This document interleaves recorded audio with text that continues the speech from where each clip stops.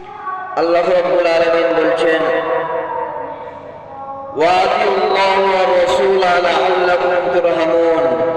সূরা আল ইমরান রুকু নাম্বার 14 পারা নাম্বার 4।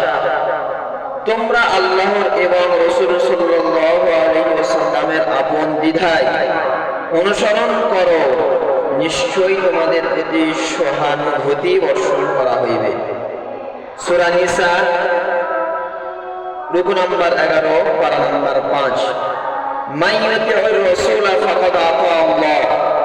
যে ব্যক্তি রাসূল সাল্লাল্লাহু আলাইহি ওয়াসাল্লামের অনুকরণ করিবে, সে যেন আল্লাহর অনুগত্য করিল। সূরা আল ইমরান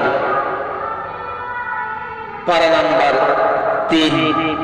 আল্লাহ রাব্বুল আলামিন বলছেন যে, কুল ইন কুনতুম তুহিব্বুনাল্লাহ ফাত্তাবিউনি ইউহিব্বুকুমুল্লাহ ওয়া ইয়াগফির লাকুম যুনুবাকুম ওয়াল্লাহু গফুরুর রহিম।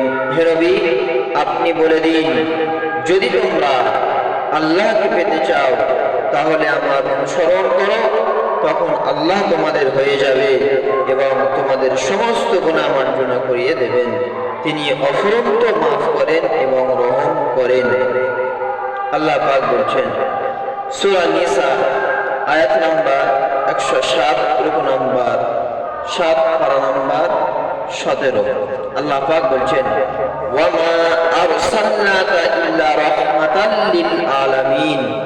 এবং আমি আল্লাহ তাআলা আপনাকে রাসূলকে সাল্লাল্লাহু আলাইহি ওয়াসাল্লাম সর্বজগতের জন্য দয়ালু স্বরূপ গ্রহণ করে পাঠিয়েছি। আল্লাহ পাক বলছেন সূরা 3 এর আয়াত নাম্বার 4 রুকু নাম্বার 1 পারা নাম্বার 30। লাকাদ খালাকনাল ইনসানা ফি আহসানি তাকওয়িম। নিশ্চয়ই আমি মানব সম্প্রদায়ের সৌন্দর্য আকৃতি সুদৃশ্যভাবে সৃজন করেছি। কে বলছে? আল্লাহ সুবহানাহু ওয়া তাআলা।